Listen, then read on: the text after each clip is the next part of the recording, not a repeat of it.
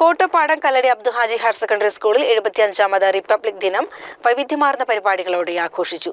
Principal MP Sadiq ദേശീയ പതാക ഉയർത്തി.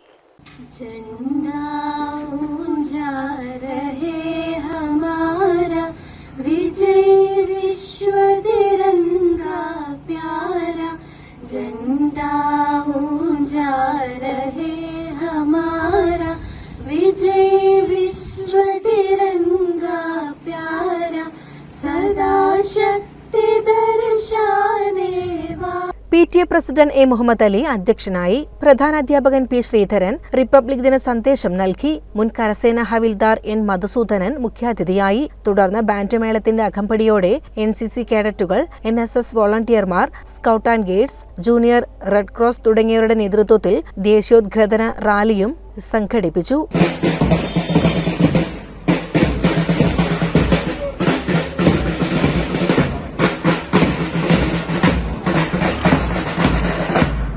ദേശഭക്തി ഗാനാലാപനം, വിവിധ മത്സരങ്ങൾ, മധുര വിതരണം എന്നിവയും നടന്നു.